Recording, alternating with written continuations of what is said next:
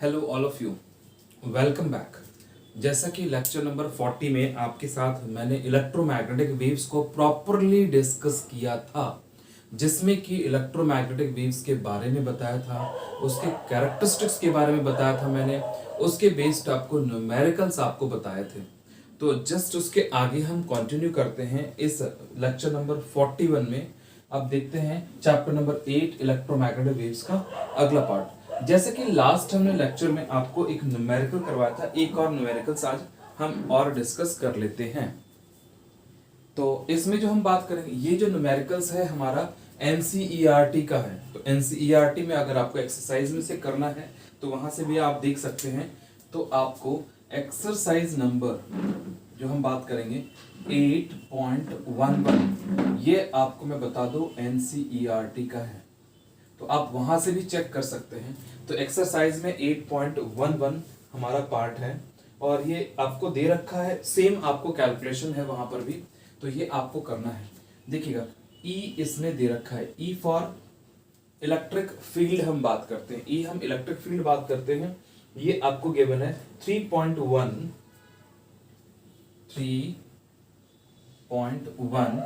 और यहाँ साइन नहीं कॉस का फंक्शन है। साइन की जगह पे अगर मैं कॉस के फंक्शंस को अगर बात करूं तो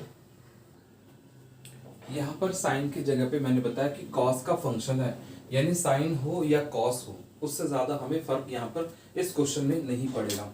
और साइन या कॉस, उसके बाद हम के एक्स और ओमेगा टी की बात करते थे।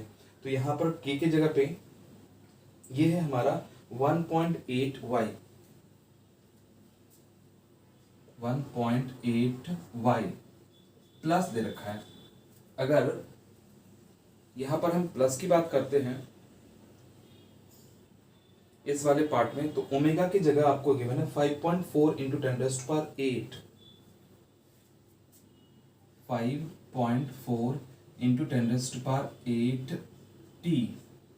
ये हम देखेंगे, ये आपको इलेक्ट्रिक फील्ड की वैल्यूज दे रखी है। यहां पर हमने ई वाई ई एक्स कुछ भी नहीं लिखा है, आपको क्या दे रखा है यहां पर अगर हम देखेंगे, यहां पर आपको लास्ट में आई कैप दे रखा है, इसकी यूनिट अभी नहीं बता रखा है। ये इंडिकेट करता है इलेक्ट्रिक फील्ड। आई कैप कहने का मतलब आपको एक्स एक्सिस में है, यहां पॉजिटिव है तो ई हमारा एक्स एक्सिस में प्लस एक्स एक्सिस में है। अच्छा, ये इलेक्ट्रिक फील्ड की आपको इक्वेशन के फॉर्म में वैल्यूज आपको गिवन है। डन। अच्छा, इसमें आपको क्या क्या डायरेक्शन ऑफ प्रोपगेशन पूछा है आपको। इसने बोला है फाइंड द, पहला पार्ट इसने बोला है direction of propagation of electromagnetic waves. Done. ये सेकंड पार्ट में अगर मैं देखना चाहूं, ये direction of propagation electromagnetic waves का बात करेंगे। दूसरा हमारा वेवलेंथ, तीसरा हमारा फ्रीक्वेंसी, अगला हमारा वेवलेंथ। वेवलेंथ यानी लैम्डा के बारे में बात करेंगे। तीसरा हम बात करेंगे फ्रीक्वेंसी यानी न्यू की बात करेंगे। अगर मैं चौथे वाले पार्ट में यानी फोर्थ पार्ट में अगर बात करूं, ये इसने एम्पलीट्यूड ऑफ मैग्नेटिक फील्ड हम बात करेंगे, यानी एम्पलीट्यूड बात करें या मैग्नीट्यूड बात करें, एम्पलीट्यूड या हम बात करेंगे magnitude of B, magnetic field की बात करेंगे, बी हमारा बी नॉट के फॉर्म में होगा। अच्छा, और लास्ट में हमारा equation for B, magnetic field के लिए हम इक्वेशन की बात करते हैं। ये प्रॉपर आपका क्वेश्चन है जो कि हम यहाँ पर बताना चाहते हैं। तो इस वाले पार्ट में अगर हम देखना चाहते हैं कि क्या पॉसिबिलिटीज हैं, तो सबसे पहले देखेंगे इलेक्ट्रिक फील्ड आपका यहाँ पर पॉजिटिव है, आई कैप दे रखा है। तो यहाँ सॉल्यूशन में करना चाहूं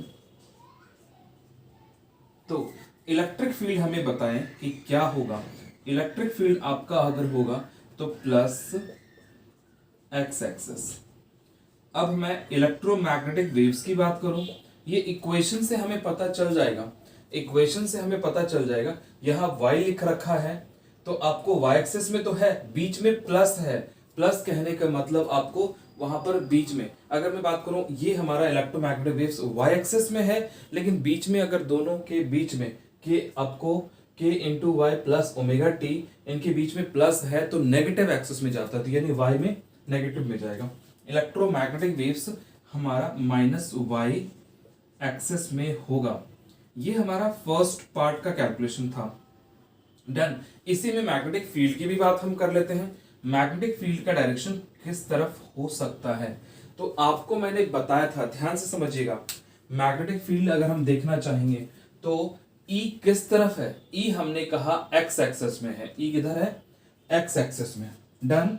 अब ध्यान से समझिएगा, हमारा इलेक्ट्रोमैग्नेटिक वेव्स किधर है, y एक्सिस में, यानी अबव तो नहीं है। अगर अबव होता तो हमारा y एक्सिस पॉजिटिव होता, लेकिन हम अगर बात करना चाहें नीचे, समझ आ रहा है, यानी आपको EMW आपको माइनस आपको y एक्सिस में है। ध्यान से समझिएगा, x एक्सिस में electromagnetic waves, sorry electric field, x axis में electric field, electromagnetic waves minus आपको y एक्सिस में, तो B हम बात करेंगे E क्रॉस B, तो B हमारा होगा इस तरफ, यानी अबव द बोर्ड, यानी हम अबव द सरफेस, यानी प्लस हम Z एक्सिस में बात करते हैं। यहां तक लगभग आपको क्लियर होगा, पूरा कॉन्सेप्ट आपको इजी वे में क्लियर होगा। डन। देखते, फिर भी किसी को दिक्कत हो तो यहां से एक बार समझ लीजिए, रफली मैं बात करूंगा। इलेक्ट्रिक फील्ड हमारा इस तरफ है। डन। आपको EMW हमारा इस तरफ है, यानी माइनस y एक्सिस और ये प्लस x एक्सिस।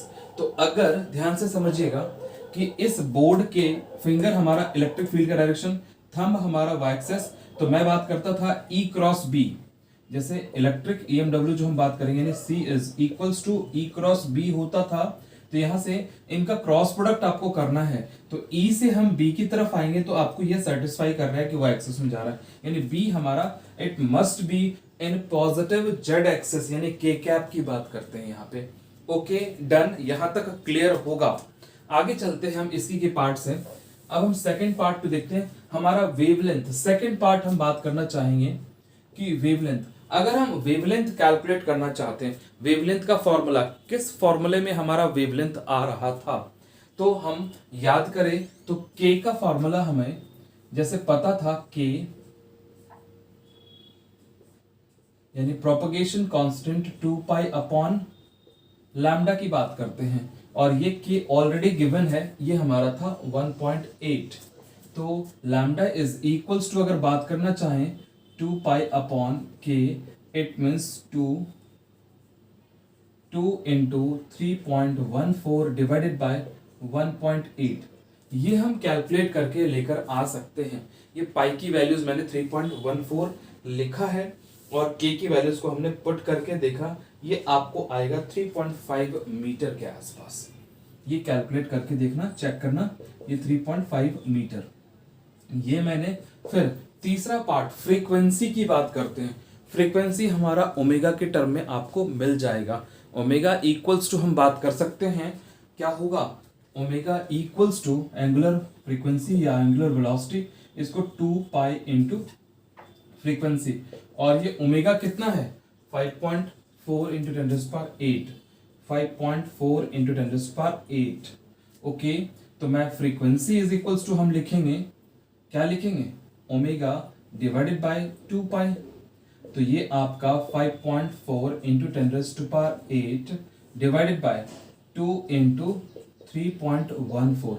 ये पूरा का पूरा, जैसे कि 5.4 into 10⁸ divided by 2 into pi की वैल्यू 3.14, अगर हम इसे पुट करके देखते हैं तो ये आपको मिल जाएगा 85.9 इंटू 10⁶, 85.9 इंटू 10⁶ HZ। अगर हम बात करना चाहें फ्रीक्वेंसी, तो हम आ चुका है हमारा, इसको हम मेगा, आपको अगर 10⁶ है इसको मेगा भी बोल सकते हैं, यानी 86 बोल सकते हैं। अगर राउंड ऑफ करें 85.9 को 86, इसको मेगा हर्ट्ज भी बात कर सकते हैं। डन। ये आपको 3 पार्ट क्लियर है।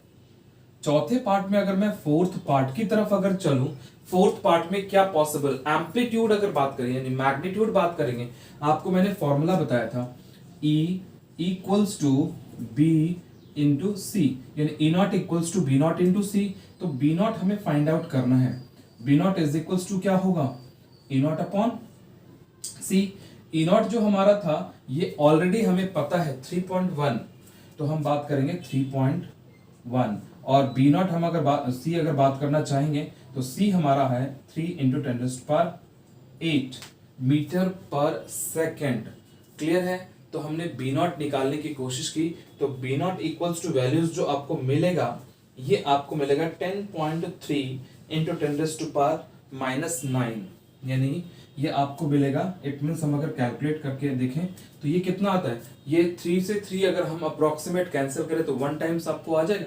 तो ये आपको मिल जाता है 10.3 इंटू 10⁻⁹, 10.3 इंटू 10⁻⁹, ऊपर चला गया माइनस में हो जाएगा।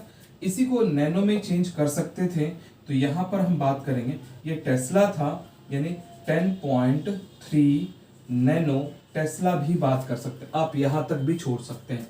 पांचवा पार्ट यानी फिफ्थ पार्ट को अगर हम देखना चाहें, इक्वेशन हम सेम लिखना चाहेंगे तो अगेन अगर लिखना चाहें तो मैग्नेटिक फील्ड का equation B is equals to B not cos पूरा term as it is done. केवल हम आई कैप वाले में चेंज करेंगे, तो यहाँ पे बी नॉट के जगह पे हम लिखेंगे ये वैल्यूज, यानी अगर मैं लिखना चाहूंगा 10.3 into 10⁻⁹, okay, cause as it is copy paste यहां से 1.8y plus 5.4 into 10⁸ small T, omega T बात कर सकते हैं, यहां पर आपको टी आया।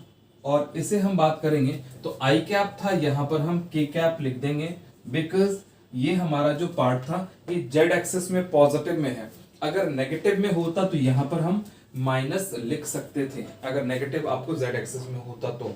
यहां तक लगभग आपको सबको क्लियर होगा कि क्या हमने किया है। और ये आपका इसके यूनिट अगर बात करना चाहें, इसे मैं वोल्ट पर मीटर बोल सकता हूं और इसकी यूनिट को मैं टेस्ला बोल सकता था। डन। तो यहां पर आपको दोनों यूनिट्स के फॉर्म में हम बात कर सकते हैं, लेकिन यूनिट्स नहीं दे रखा है तो केवल आप इसको फॉर्म में बोल सकते हैं, छोड़ सकते हैं। डन। तो ये आपका क्वेश्चन था जो कि बहुत इंपॉर्टेंट होता है, 3 मार्क का पूरा अकेला ये क्वेश्चन हो जाता है एग्जाम में। तो आगे हम नेक्स्ट इसके आगे डिस्कस करते हैं, इलेक्ट्रोमैग्नेटिक वेव्स में नेक्स्ट पार्ट डिस्कस करते हैं।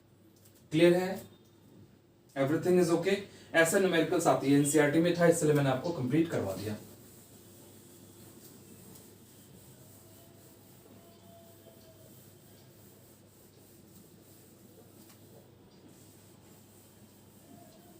इसमें ज्यादातर आपको डायरेक्शंस में दिक्कत आ सकती है और दूसरा कैलकुलेशन में कि इलेक्ट्रोमैग्नेटिक वेव्स का डायरेक्शन क्या हो सकता है, या इलेक्ट्रिक फील्ड या मैग्नेटिक फील्ड का डायरेक्शन क्या पॉसिबल है, केवल यहां पर दिक्कत आ सकती है और आपको इजी वे में सारा पार्ट कवर हो जाएगा।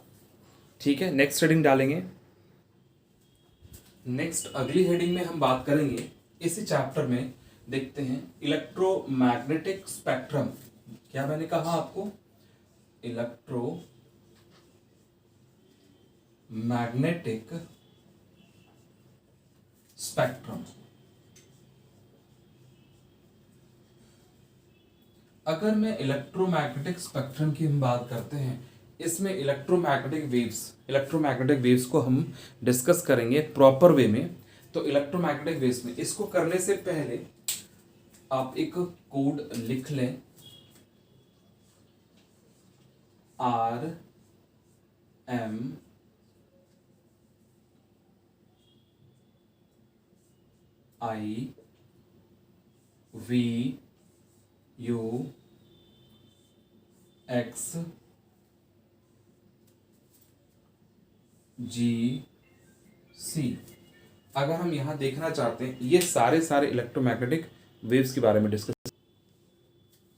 इसमें जैसे कि मैंने आपको बताया कि RMIVUXGC पूरा का पूरा पार्ट जो है, मैं फिर से एक बार लिखूं, इसमें अगर हम देखेंगे RMIVUXGC, अब देखिए इसमें है क्या क्या।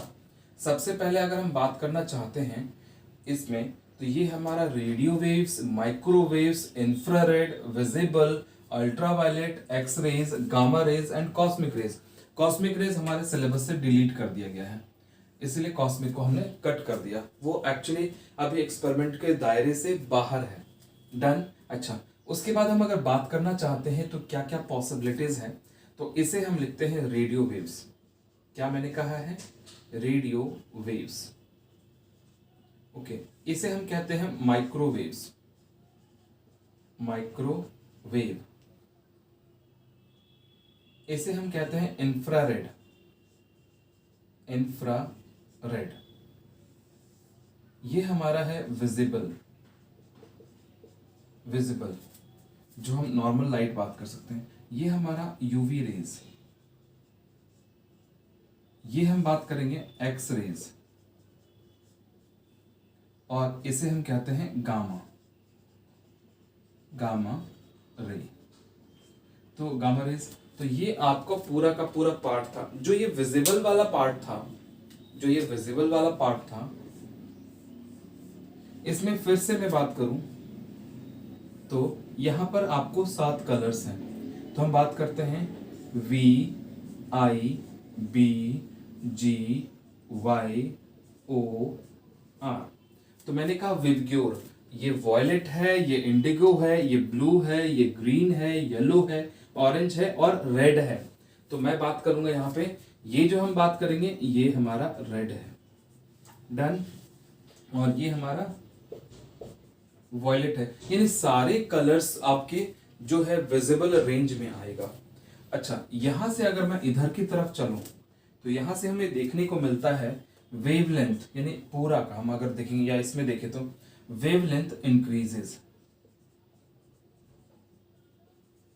उसी तरह से फ्रीक्वेंसी की बात करें, ये होता है डिक्रीजेस। और एनर्जी की बात करें, ये भी होता है डिक्रीजेस। ये कैसे किया हमने?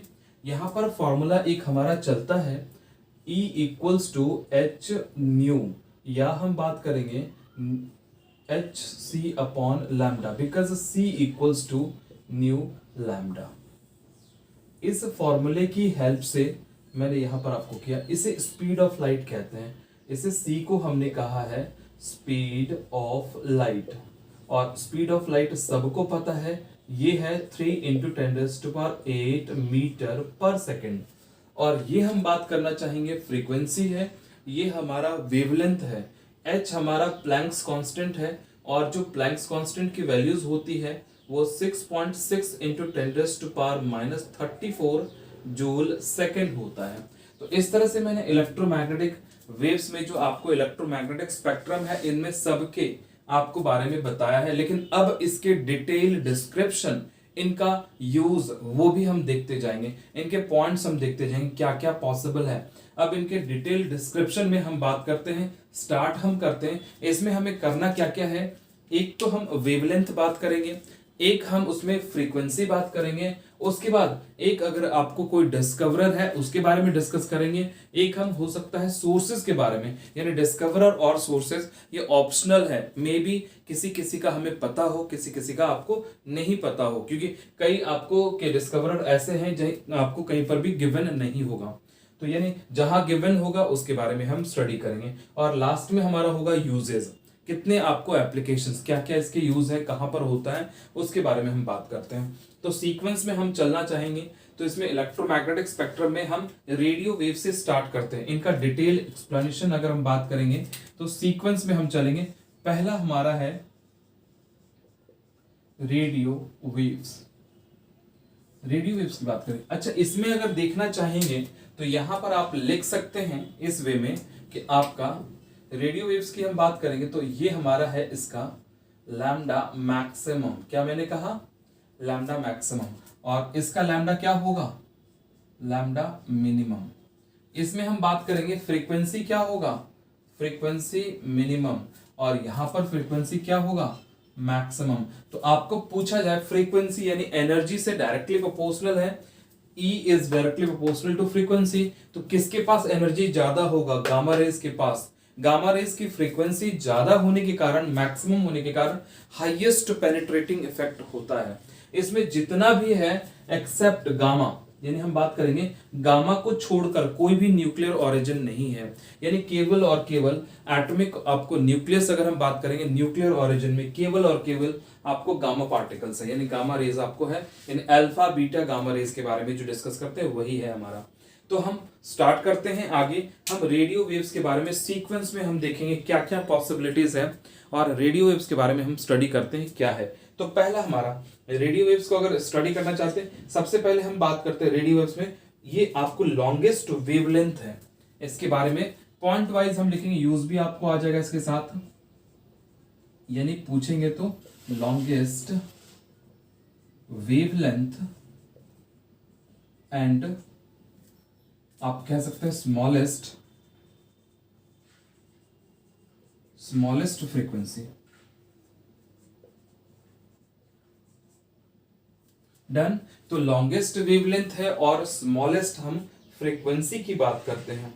डन। यानी मिनिमम फ्रीक्वेंसी की वेवलेंथ जो हमारा होगा, ये आपका अगर देखना चाहेंगे वेवलेंथ यानी लैम्डा की बात करेंगे, ये 600 मीटर टू 0.1 मीटर, यानी हाई से हम लो की तरफ चल रहे हैं, यानी 600 मीटर टू 0.1 मीटर की तरफ हम अगर बात करना चाहेंगे। फ्रीक्वेंसी रेंज अगर हम बात करना चाहेंगे तो ये आपका है 500 किलो हर्ट्ज से 1000 मेगा हर्ट्ज की बात करेंगे। फ्रीक्वेंसी 500 किलो हर्ट्ज से आपको 1000 मेगा हर्ट्ज की, ये इंक्रीजिंग आपको है। अगर मैं 1000 मेगा यानी 10⁻6 की बात करूं, किलो यानी 10⁻3 की बात करते हैं, तो ये फ्रीक्वेंसी, और आपको यानी अगर पूछा जाए तो ये आपको ध्यान में रखना है वेवलेंथ, यानी 1 मीटर अगर पूछा जाए तो 1 मीटर आपको आएगा किसमें, यानी रेडियो वेव्स की फ्रीक्वेंसीज यानी वेवलेंथ्स में आपको मिलेगा। अच्छा, अगर हम देखना चाहेंगे तो ये इसके डिस्कवरर है Markovnikov, discovered by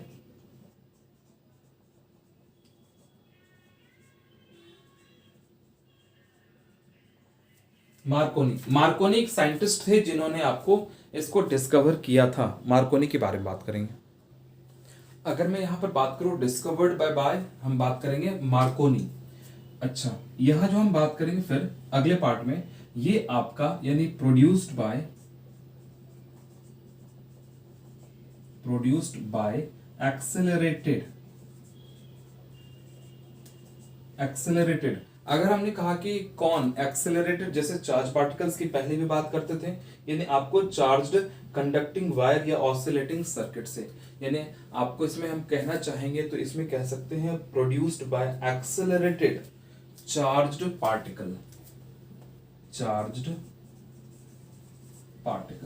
in oscillating circuit हम बात कर सकते हैं। डन।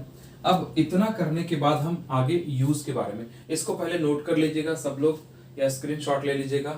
तो आगे, क्योंकि मैं इस लेफ्ट हैंड साइड वाले पेज को मैं मिटा दूंगा, इसमें radio waves, microwave, infrared, ultraviolet, X rays और गामा रेज, इनको मैं आपको हटा दूं तो फिर मैं इधर लिख पाऊंगा। अब देखते हैं, ये तो हमारा था अल्ट्रावायलेट के बारे में इंट्रोडक्शन कि क्या क्या है, किसने आपको इसको डिस्कवर किया था, कहां से आपको कैसे ये प्रोड्यूस होता है, फ्रीक्वेंसी क्या है, और आपको ये प्रोडक्शन क्या है, और आपको कह सकते हैं फ्रीक्वेंसी और वेवलेंथ हमारा क्या है। यूज हम बात करते हैं कि यूज हमारा कहाँ है, तो हम कहते हैं रेडियो और टेलीविजन कम्युनिकेशन और रेडियो एस्ट्रोनॉमी में हम बात कर सकते हैं। हम बात करेंगे इन रेडियो एंड टेलीविजन कम्युनिकेशन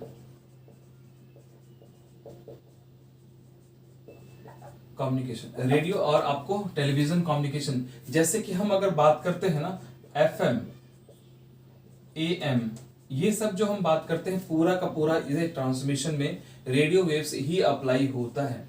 दूसरा अगर हम देखना चाहेंगे इसमें तो ये कहते हैं रेडियो एस्ट्रोनॉमी में, इन रेडियो एस्ट्रोनॉमी,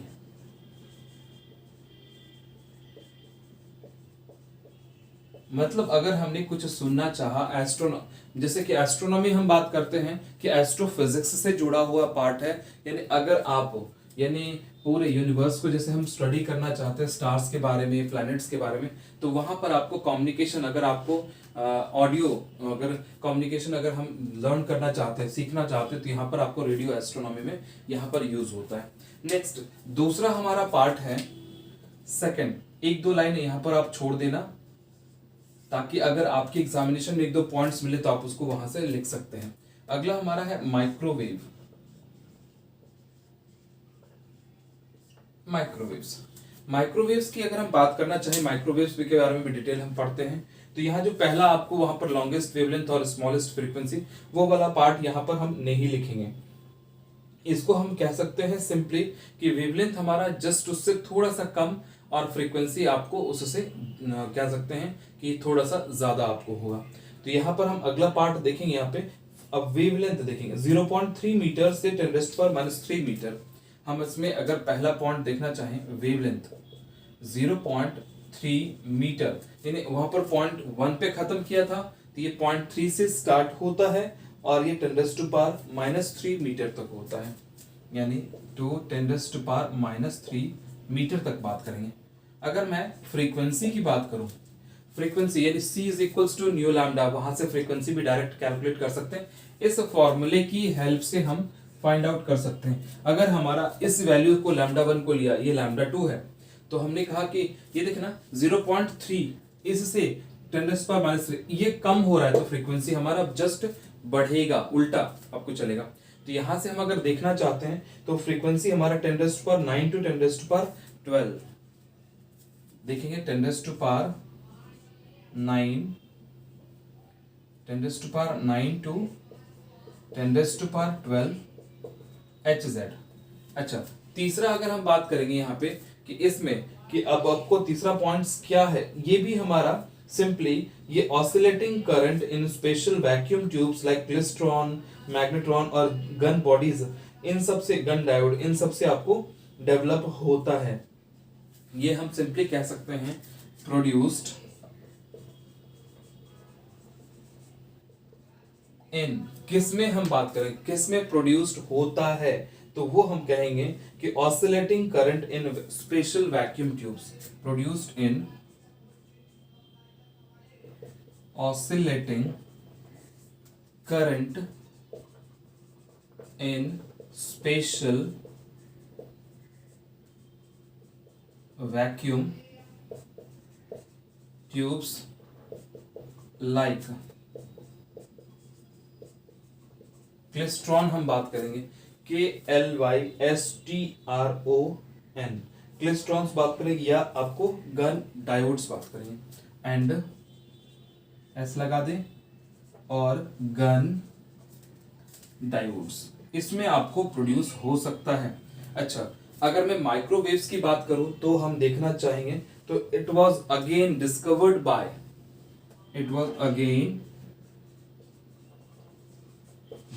बाय मार्कोनी, यानी जो रेडियो वेव्स को डिस्कवर किया था, सेम इसको भी आपको मार्कोनी ने ही डिस्कवर किया था, मार्कोनी। तो आगे हम देखते हैं इसके यूज के बारे में। तो राइट हैंड साइड वाले को हम हटा दें,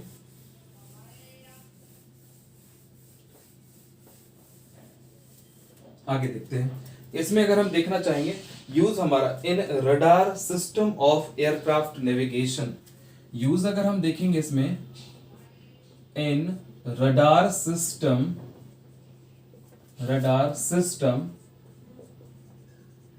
of aircraft navigation, aircraft navigation. यहां पर हम बात करेंगे रडार सिस्टम जो एयरक्राफ्ट नेविगेशन के लिए होता है, उसमें आपको यूज होगा। और हम बात करेंगे in long distance communication via Jio stationery satellite, in long distance communication via Jio stationery satellite. Geostationary satellite की हम बात करते हैं, यानी उसके थ्रू हम बात करें, in long distance communication via geostationary satellites की बात करेंगे। और इन माइक्रोवेव ओवन, इन ओवन, इसमें जैसे ओवन हम घर में यूज करते हैं माइक्रोवेव, तो वही है हमारा, उसमें भी हमारा ये माइक्रोवेव्स ही यूज होता है। बेसिकली माइक्रोवेव्स की ही हेल्प से हम उसको माइक्रोवेव डिवाइस भी नाम दे देते हैं। नेक्स्ट हमारा पार्ट आता है अगला हमारा, इसमें भी एक दो लाइन छोड़ दीजिए ताकि एक दो और मिले तो आप उसको लिख सकते हैं। तो जैसे क्रिकेट के बॉल की स्पीड, ये भी माइक्रोवेव आपको इसी की हेल्प से हम डिटेक्ट कर पाते हैं। नेक्स्ट हमारा तीसरा पार्ट है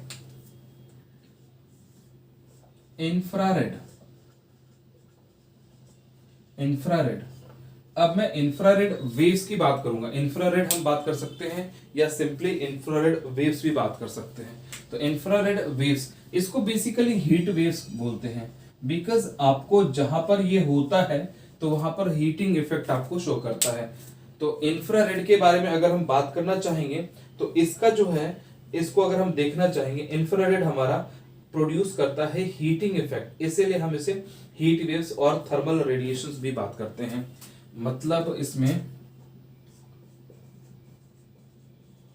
प्रोड्यूसेस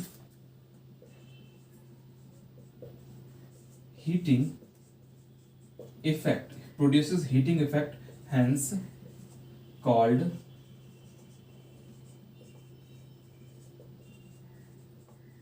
heat waves और थर्मल रेडिएशंस की बात करते हैं। इसे हम बेसिकली थर्मल रेडिएशंस या हीट वेव्स भी हम बात कर लेते हैं इसमें। नेक्स्ट अगर मैं अगले पॉइंट की तरफ अगर चलूंगा तो सिंपली अगर हम देखना चाहेंगे कि ये आपको सिंपली वाटर मॉलिक्यूल हो या हम बात करते हैं कार्बन डाइऑक्साइड हो या एमोनिया NH3 हो, जो आपको डिफरेंट डिफरेंट आपको मटेरियल्स में होता है, वो एब्जॉर्ब करता है इंफ्रारेड को, जिसके कारण थर्मल मोशन इंक्रीज हो जाता है। इसीलिए मटेरियल्स हमारे सराउंडिंग्स में आपका उसमें हीटअप हो जाता है। जैसे ध्यान से समझिएगा, इंफ्रारेड अगर एटमॉस्फेयर में आपके है, इंफ्रारेड अगर एटमॉस्फेयर में है तो H2O यानी वाटर या CO2 या अमोनिया, जिस भी मटेरियल्स में, जिस भी सब्सटेंसेस में है, वो इसे अब्सॉर्ब कर लेता है इंफ्रारेड को, जिसके कारण जैसे कि अगर मैं बात करूं, इंफ्रारेड CO2 के साथ आपको ज्यादा कॉम्बिनेशन बेटर बना पाता है, जिसके एटमॉस्फेयर में CO2 का लेवल इंक्रीज होता है और उसके कारण इंफ्रारेड इंक्रीज होता है, यानी हीट वेव्स इंक्रीज होता है। यानी इट मींस अगर हम बात करना चाहेंगे, एटमॉस्फेयर या सराउंडिंग हमारा हीटअप हो जाता है, और हीटअप होने के कारण हम बात करेंगे, ये जो आपको ग्लोबल वार्मिंग है उसे हम आपको बढ़ावा देते हैं, यानी वो आपको इंक्रीज होने के चांसेस बढ़ जाते हैं। तो अगला हम अगर देखना चाहेंगे तो सिंपली इसमें हम वेवलेंथ देखेंगे। वेवलेंथ हमारा है 5 × 10⁻³ से लेकर के 10⁻⁻6 तक, यानी आपको वेवलेंथ अगर देखना चाहेंगे 5 × 10⁻³ टू 10⁻⁻6 मीटर की बात करते हैं। फिर वही फॉर्मूले C = ν वहां से भी चेंज कर सकते हैं, तो फ्रीक्वेंसी निकाल सकते हैं। तो वेवलेंथ हमने कहा 5 × 10⁻³ से 10⁻6 मीटर, ये 10⁻11 से 5 × 10⁻14 हर्ट्ज, यानी आपको फ्रीक्वेंसी की बात करें 10⁻11 5 × 10⁻14, ये फ्रीक्वेंसी, यानी इस फ्रीक्वेंसी के रेंज में आपको इंफ्रारेड इजी वे में आपको रिकवर होगा। अच्छा, विलियम हर्शल अगर मैं बात करना चाहूंगा, यानी प्रोड्यूस्ड अगर हम बात करना चाहेंगे, सोर्स अगर देखेंगे, प्रोड्यूस्ड बाय हॉट बॉडीज, यानी सनलाइट हम बेसिकली बात कर सकते हैं। जो भी हॉट बॉडीज है, जो एक्सट्रीम हीटेड कंडीशन में होता है, वो इंफ्रारेड आपको रिलीज कर सकता है, यानी हीटिंग इफेक्ट आपको शो कर सकता है। तो यहां पर हम बात कर सकते हैं हॉट बॉडीज, ये विलियम हर्शल है जिन्होंने आपको उसको इंफ्रारेड को डिस्कवर किया था। तो ये बहुत कम पूछा था, इसलिए विलियम हर्शल को नहीं लिखेंगे। नेक्स्ट आगे बात करते हैं, यूज हमारा क्या क्या है इंफ्रारेड का।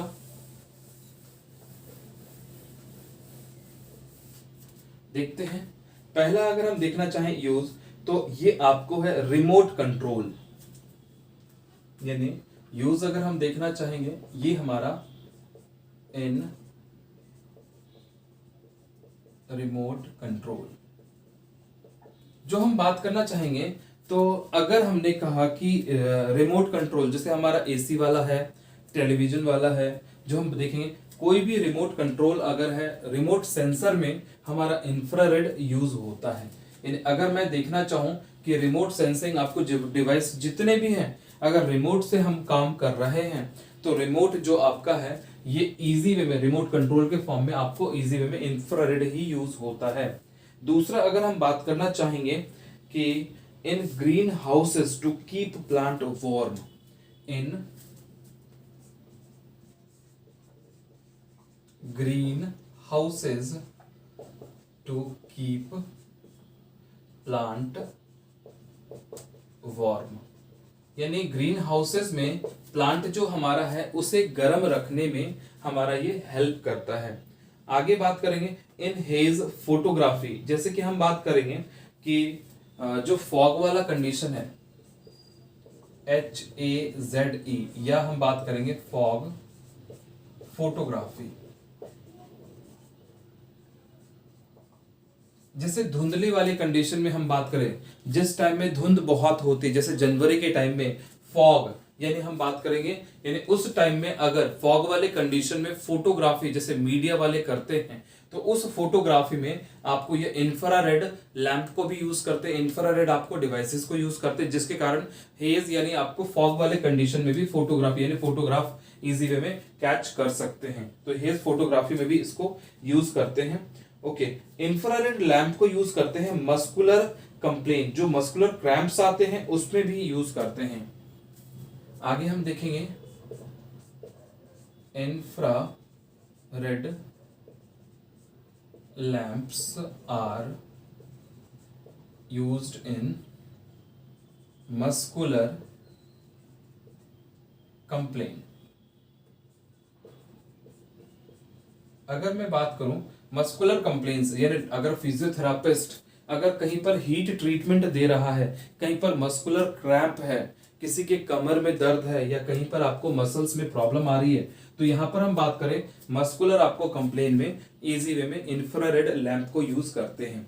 नेक्स्ट हम अगर बात करना चाहेंगे इन reading the secret writing on the ancient walls, in reading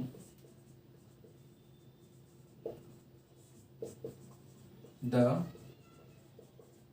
secret writing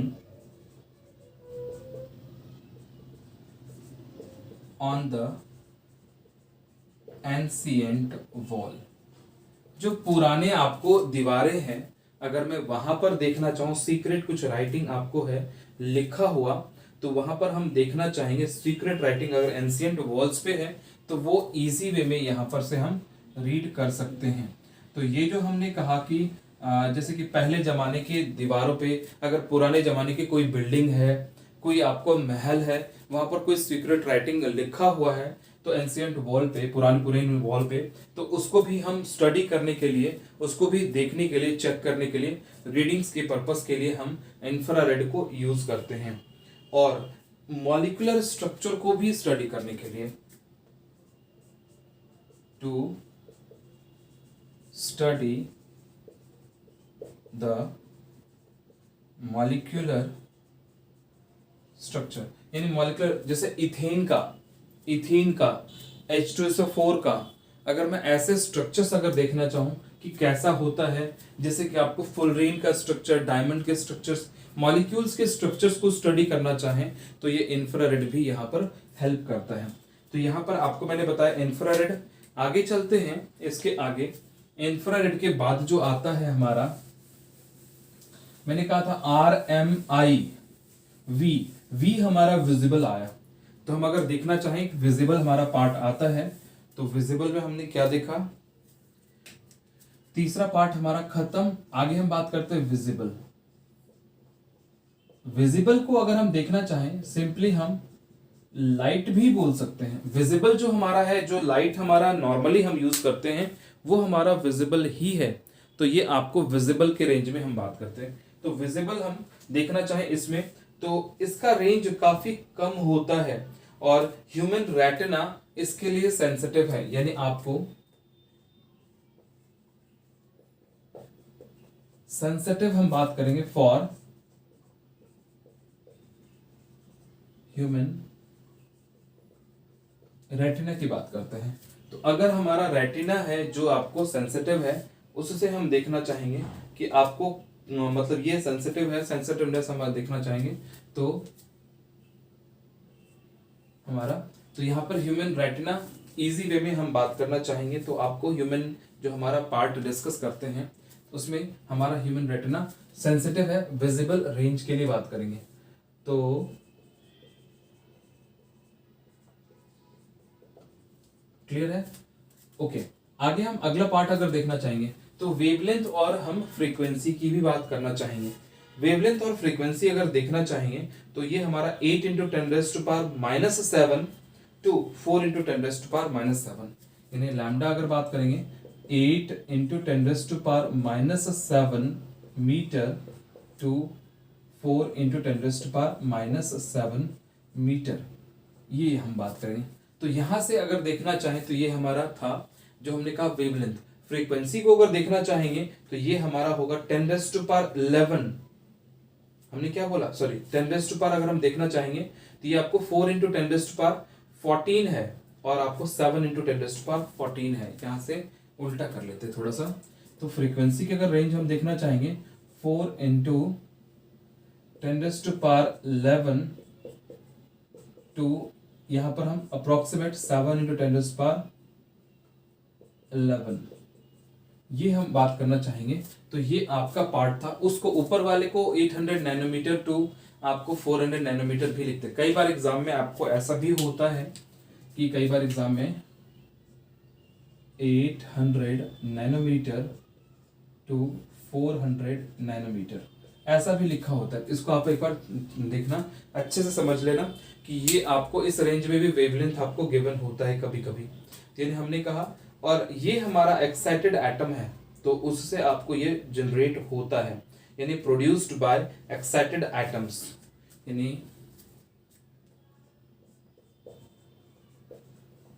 produced by excited atoms, यानी उसके रेडिएशन से हमारा मिलता है। हमने वेवलेंथ भी बताया, हमने फ्रीक्वेंसी भी आपको बताया है।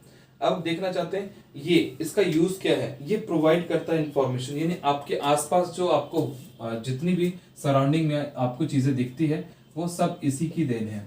यानी आपको it by this we can आपको जज एनीथिंग इन आवर सराउंडिंग, यानी हम जजमेंट के लिए या विजिबिलिटी के लिए इसी की हम बात करते हैं। तो it provide us information,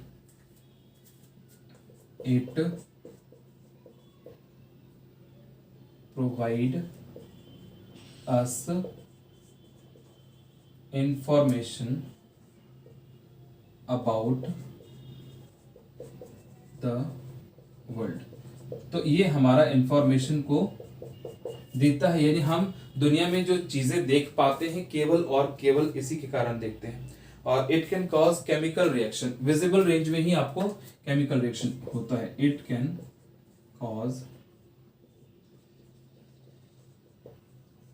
chemical reaction, ये केमिकल रिएक्शन भी इसी का मतलब जितना भी खूबसूरत हम इस दुनिया को देख पाते हैं, कलरफुल जो कलरफुल आपको वर्ल्ड यानी देख पाते, यूनिवर्स को जो कलरफुल यूनिवर्स को जो हम आपको देख पाते, ऑब्जर्व कर पाते हैं, ये केवल और केवल विजिबल। अगर विजिबल को हटा दें तो पूरी, अगर मैं देखना चाहूं तो पूरा का पूरा आपको ह्यूमन बीइंग या कोई भी ऑर्गेनिज्म आपको उसकी विजिबिलिटी पॉसिबल नहीं है।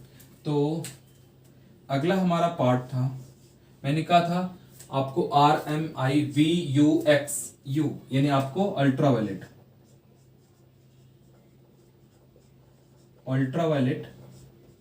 रेज के बारे में बात करेंगे। अल्ट्रावायलेट रेज के बारे में बात करेंगे। अल्ट्रावायलेट थोड़ा सा इंपॉर्टेंट हमारा पार्ट है।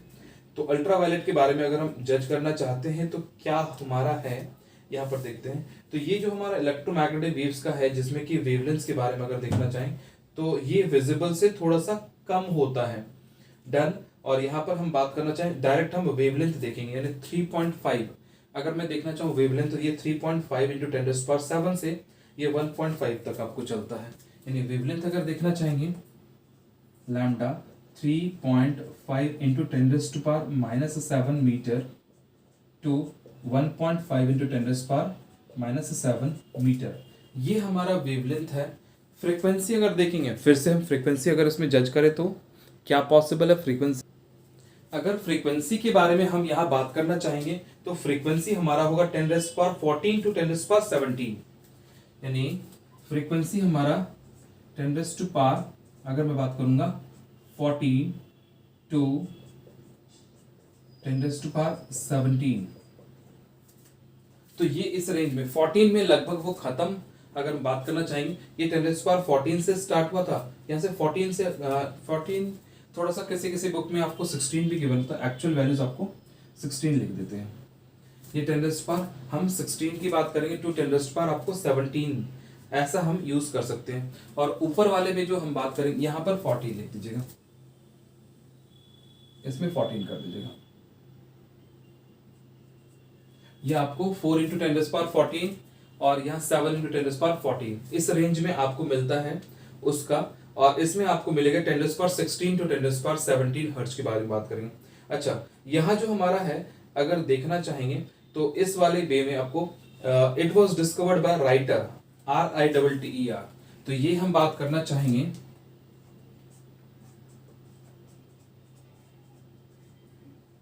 डिस्कवर्ड बाय RITTER, राइटर ने डिस्कवर आपको किया था। अब मैं इधर आ जाता हूं,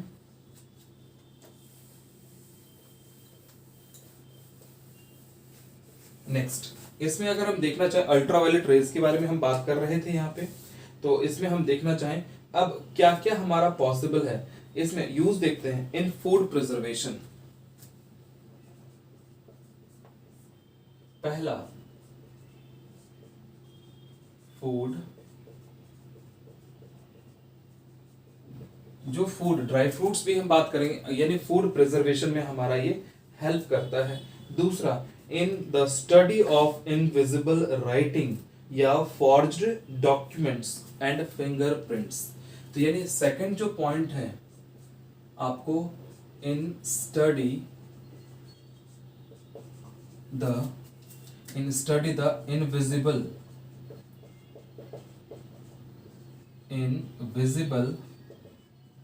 writing, forged documents and fingerprints। जैसे कि मैं बात करूं, जैसे आपने कोई भी डिटेक्टिव एजेंसीज को देखा होगा तो वो आपको इनविजिबल राइटिंग, जैसे अगर मैं चलूं जैसे पैलियो बॉटनी, जैसे हम या पैलेंटोलॉजी वाले सेक्शन में चले, तो जिसमें कि जीवाश्म विज्ञान, यानी आपको जो डेड डिकेइंग ऑलमोस्ट जो बहुत पुराने एंशिएंट आपको कोई ऑर्गेनिज्म या कोई चीज मिला है उसको स्टडी करते हैं बेसिकली। यानी अगर मैं बात करूं तो उस पुराने टाइम में कुछ अगर ऐसा वॉल जिस पर इनविजिबल आपको राइटिंग कुछ लिखा हुआ है, उस इनविजिबल राइटिंग को हम इजी वे में डिटेक्ट कर सकते हैं आपको अल्ट्रावायलेट की हेल्प से। जैसे कि आपके नोट जो करेंसी आपकी है, इंडियन करेंसी है, उसमें कुछ कोडेड फॉर्म में होता है, तो अगर उसमें कुछ इनविजिबल जो नॉर्मल नेकेड आई से विजिबल नहीं होता है, लेकिन अगर बैंक में लेकर के जाएंगे तो उस इनविजिबल कोड को वो रीड कर सकते हैं या उस लाइनों को वो पढ़ सकते हैं। तो इनविजिबल राइटिंग को स्टडी करने के लिए अल्ट्रावायलेट यूज होता है। या फॉर्ज्ड डॉक्यूमेंट्स, जैसे किसी के आपने किसी ने डॉक्यूमेंट्स अगर नकली बना लिया, फॉर्जरी डॉक्यूमेंट्स है, गलत डॉक्यूमेंट्स है, मान लो कि बीटेक नहीं किया है फिर भी आपने डॉक्यूमेंट्स बीटेक का बनवा लिया, तो जब वो चेकिंग में जाएगा तो वो फॉर्ज्ड की कैटेगरीज में आएगा, यानी फॉर्जरी आपको काम, यानी 420 का काम, यानी फॉर्ज्ड डॉक्यूमेंट्स में स्टडी करने में हमारा ये अल्ट्रावायलेट हेल्प करता है। तीसरा हम उसी के साथ देखते हैं फिंगरप्रिंट्स। जैसे कहीं पर कोई क्राइम हो, क्राइम सीन पर अगर हम देखना चाहेंगे, ग्लास पर कुछ अगर फिंगरप्रिंट्स मिले तो उस फिंगरप्रिंट्स को स्टडी करने के लिए फिर से हमारा अल्ट्रावायलेट रेज ही हेल्प करता है कि किसके फिंगरप्रिंट्स पॉसिबल हैं। फिर इसमें भी ये हमारा मॉलिक्यूलर आपको स्ट्रक्चर को स्टडी कर सकता है। आपको to study the molecular structure, यानी मॉलिक्यूल्स के स्ट्रक्चर को भी स्टडी करने के लिए हमारा अल्ट्रावायलेट रेज इजी वे में कैपेबल है। नेक्स्ट अगर हम देखना चाहें अल्ट्रावायलेट के बाद हम बात करते हैं एक्सरेज। एक्सरेज एक्सरेज एक्सरेज का मल्टीपल पर्पस यूज है। यहाँ पे ज्यादातर मेडिकल डायग्नोस्टिक में यूज होता है या इंजीनियरिंग पर्पसेस के लिए यूज होता है, तो देखना चाहेंगे। तो इसमें एक्सरेज जो हमारा है कि नॉर्मली अगर देखा जाए तो एक्सरेज बेसिकली जो हार्ड पार्ट होता है उससे पास नहीं हो पाता है, और जो आपको अगर मस्कुलर पार्ट होता है, मसल्स होता है या लिक्विड पार्ट होता है उससे पास हो जाता है। मेडिकल डायग्नोस्टिक पर्पस के लिए इसको यूज करते हैं, एक्सरे निकालने के लिए यूज करते हैं। तो यहाँ पर हम अगर देखना चाहेंगे वेवलेंथ हमारा 100 एंगस्ट्रॉम टू आपको 0.1 एंगस्ट्रॉम। वेवलेंथ अगर देखना चाहेंगे ये हमारा है 100 एंगस्ट्रॉम टू 0.1 एंगस्ट्रॉम। अगर आपके एग्जाम में 1 एंगस्ट्रॉम कहीं पर लिखा हुआ है ये इसी में आता है। डन, ये बहुत इंपॉर्टेंट है, कई बार एग्जाम में आया हुआ है कि इसको आप याद रखेंगे। नेक्स्ट आगे हम बात करना चाहेंगे तो ये सेकंड पार्ट फ्रीक्वेंसी की हम बात करें। ये वेवलेंथ कई बार पूछा गया है इसलिए इसको ध्यान में रखें। अगर मैं फ्रीक्वेंसी की बात करूंगा 10⁻18 टू 10⁻20, ये 10⁻18 टू 10⁻20 Hz, यानी अगर मैं देखना चाहूं वेवलेंथ भी हमने कर लिया, फ्रीक्वेंसी भी कर लिया। अब हम देखना चाहेंगे ये आपको जस्ट एक्सरे जो बात करेंगे फोटो इलेक्ट्रिक इफेक्ट का जस्ट रिवर्स है, यानी आपको डिसेलरेटेड फास्ट मूविंग इलेक्ट्रॉन। अगर मैं बात करना चाहूंगा फास्ट मूविंग इलेक्ट्रॉन्स अगर आपको स्ट्राइक करता है मेटल सरफेस पे तो आपको एक्सरेज आपको प्रोड्यूस होता है। Produced by fast moving electrons when strike on a metal surface। अगर कोई हम बात करना चाहेंगे फास्ट मूविंग इलेक्ट्रॉन्स अगर स्ट्राइक करता है मेटल सरफेस पे तो उससे हमारा एक्सरे प्रोड्यूस होता है। और discovered by Röntgen, discovered by, अगर मैं रॉन्टजेन की बात करूं ये बहुत इंपॉर्टेंट है इसलिए याद रखना है। तो हम बात करेंगे RONTGEN। रॉन्टजेन एक साइंटिस्ट थे जिन्होंने आपको डिस्कवर किया था एक्सरेज को, इसे याद रखना है। नेक्स्ट अगर मैं इसका यूज अगर देखना चाहूं तो यूज कहां पर हमारा है,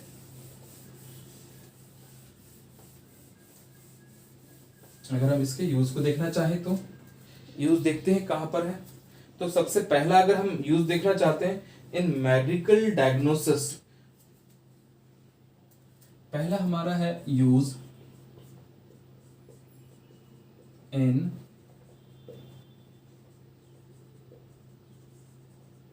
डायग्नोसिस, यानी हम मेडिकल डायग्नोसिस में एक्सरेज हम यूज करते हैं, जैसे फ्रैक्चर्स है, क्रैक्स हैं, उन सबको देखने के लिए हम डिटेक्ट करते हैं।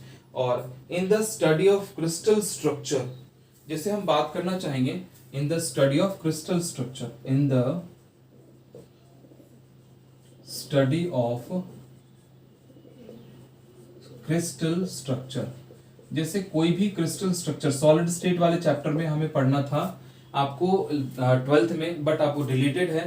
तो किसी में हम बात करते हैं रोम्बोहेड्रल, मोनोक्लिनिक, ट्राइक्लिनिक, ये सारे कुछ स्ट्रक्चर्स हैं, हेक्सागोनल, पेंटागोनल। तो ये आपको स्ट्रक्चर्स को, क्रिस्टल के स्ट्रक्चर्स को स्टडी करने के लिए हम इजी वे में इसको यूज करते हैं। इंजीनियरिंग पर्पसेस के लिए भी यूज करते हैं, जैसे क्रैक्स है, फॉल्ट्स है, आपको अगर फ्लॉज है यानी होल्स है उनको डिटेक्ट करने के लिए मेटल आपको प्रोडक्ट में टू डिटेक्ट इन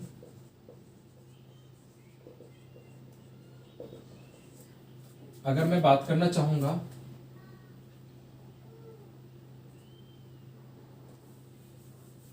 अच्छा, ये जो हमारा है क्रैक्स कहां पर होगा, जैसे मेटल वाले पार्ट में, जैसे आपको ओवर फुट ओवर ब्रिज जो आपको बना हुआ है, कहीं पर आपको कुछ अगर ऊपर ऊपर की चीजें अगर हमने यहाँ पर देखा है कि कैसे आपको वहां पर मेटल के आपको शीट्स कहीं पर लगे हैं, तो इन इंजीनियरिंग इन इंजीनियरिंग आपको to detect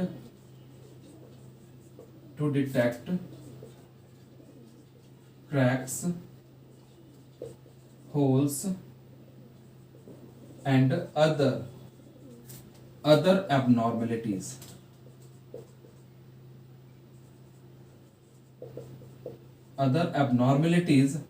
In metal product. Metal का कोई प्रोडक्ट हो, कुछ आपने बना रखा है, तो उसमें अगर हम देखना चाहते हैं तो in engineering to detect cracks है, होल्स है and other abnormalities in metal product में हम देखेंगे एक्सरेज को यूज करते हैं।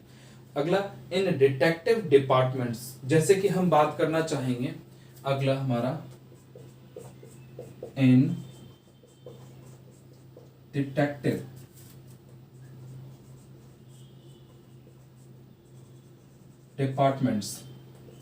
डिपार्टमेंट्स में जैसे कि गोल्ड हमारा है। अगर मैं बात करूंगा कोई भी मेटल हो, मेटल हम बात करें, गोल्ड बात करेंगे, या हमने कहा कि मेटल्स बोल सकते हैं, सिल्वर हो, गोल्ड हो, या कोई भी, जैसे कि अगर हम देखना चाहेंगे तो एक्सप्लोसिव हो, उन सबको डिटेक्ट करने में इजी वे में आपको, डायमंड हो, इन सबको स्मगलर्स जो डिटेक्ट करते हैं उसको, यानी हम बात करना चाहेंगे गोल्ड है, चाहे मेटल्स है, और क्या बोल सकते हैं, या एक्सप्लोसिव है, एक्सप्लोसिव, इनको डिटेक्ट करने में ये डिटेक्टिव डिपार्टमेंट्स आपको ये एक्सरे की हेल्प लेता है, डायमंड्स को भी इजीली। आगे हम इन रेडियोथेरेपी, जैसे कि ट्रीटमेंट हम अगर करना चाहेंगे स्किन कैंसर या कुछ भी, तो इन रेडियोथेरेपी, अगर रेडियोथेरेपी की हम अगर बात करना चाहेंगे इन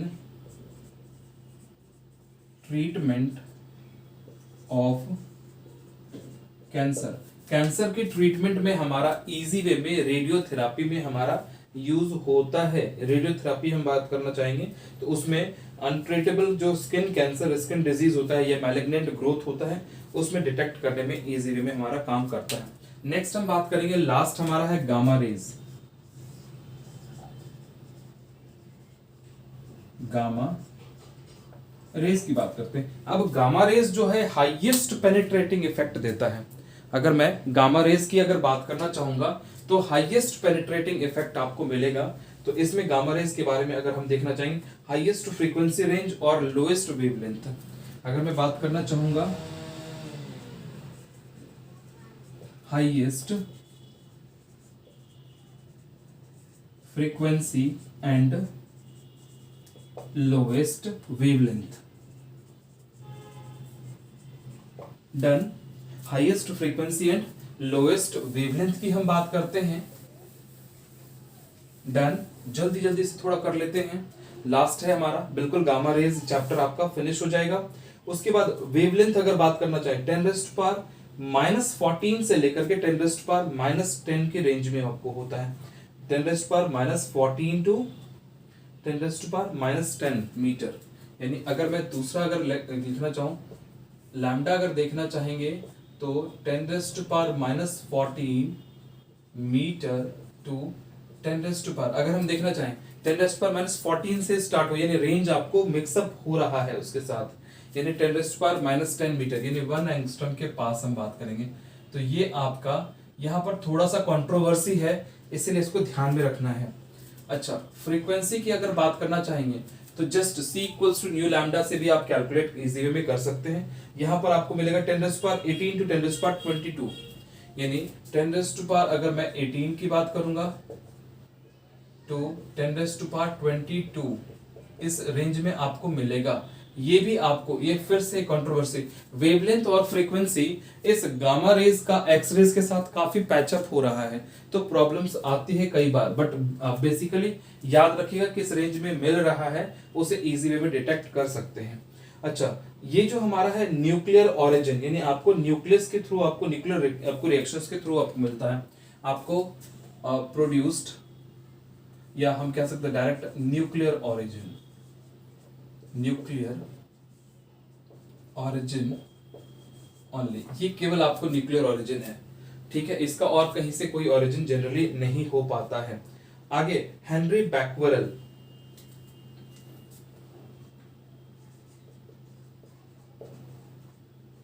discovered by Becquerel. Henry Becquerel बात करेंगे, BECQUEREL। तो अगर मैं बात करूंगा तो हेनरी बैक्वेरेल बात करें, यहां ई हटा दीजिए। हेनरी बैक्वेरेल हमारा है साइंटिस्ट, हम डिस्कवर्ड हम बात करेंगे हेनरी बैक्वेरेल। नेक्स्ट हम देखेंगे इसका यूज कहां पर है, in radiotherapy. Again malignant tumour में हम बात करेंगे, इसको यूज करते हैं। पहला in radio therapy to treat malignant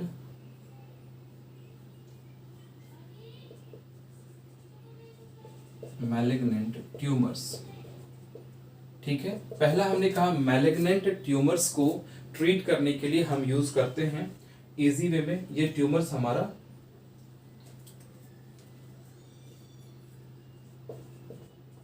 यानी हम कैंसर भी बोल सकते हैं, यहाँ पे ये मैलिग्नेंट कैंसर भी बोल सकते हैं। ये भी कैंसर्स के ट्रीटमेंट में हम बात करते हैं, ये यूज होता है। अगला सेकंड पार्ट अगर हम देखना चाहेंगे, आपको पॉलिथीन बनाने में भी इथाइलिन से हमारा पॉलिथीन बनाने, in manufacturing, in synthesis of polythene from ethene. Ethene बोलेंगे या इथाइलिन बोलेंगे, इथाइलिन से पॉलिथीन आपको बनाने में हमारा यूज होता है। रेडियोथेरापी में ट्रीटमेंट हमारा टू ट्रीट आपको मैलिग्नेंट ट्यूमर्स की हम बात करेंगे। और अगला हम देखेंगे ये न्यूक्लियर रिएक्शंस को ओरिजिनेट करने में to initiate some nuclear reaction, to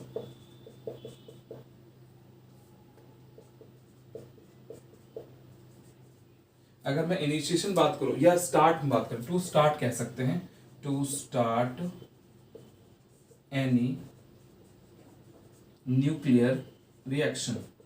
अगर मैं कोई भी न्यूक्लियर रिएक्शंस की हम अगर बात करना चाहें तो न्यूक्लियर रिएक्शंस को स्टार्ट करने में भी ये हेल्प करता है। ये पूरा का पूरा हमारा पार्ट जो हम निकाला लगभग आपको इतना ही था। तो हमने देखा गामा रेज भी इजी वे में हमने डिटेक्ट कर लिया कि कहाँ कहाँ से क्या क्या आपको सोर्स हो सकता है और क्या हमारा इसका यूटिलाइजेशन है, यूज है। तो आज की क्लास के लिए इतना ही। इलेक्ट्रोमैग्नेटिक वेव्स का पूरा पार्ट आपका खत्म होता है। अगले क्लास में हम ऑप्टिक्स यूज करेंगे, स्टार्ट करेंगे। ऑप्टिक्स में रे ऑप्टिक्स या वेव ऑप्टिक्स, वो हमारा अगली क्लास में हम एक बार देखते हैं कि क्या स्टार्ट करना है। रे ऑप्टिक्स आपने 11th में ऑलरेडी स्टडी किया है, तो देखते हैं कि वेव ऑप्टिक्स अगर स्टार्ट करना हो या रे ही करना है, उसके बारे में देखते हैं। तो आज की क्लास के लिए इतना ही। नेक्स्ट क्लास में और आगे डिस्कस करेंगे। तो थैंक यू सो मच। और अगली क्लास में फिर से थोड़ा सा एंजॉय के साथ, थोड़ा सा एनर्जी के साथ फिर से स्टार्ट करते हैं। आज का लेक्चर थोड़ा बड़ा है, बट आप स्टडी आराम से कीजिए, समझ में आ जाएगा। थोड़ा सा लैंग्वेज पार्ट था, इसलिए थोड़ा सा इसमें टाइम लगा। Okay, thank you so much. आज की क्लास के लिए इतने ही। अगले दिन फिर से मिलते हैं सेम टाइम पे। Okay, thank you.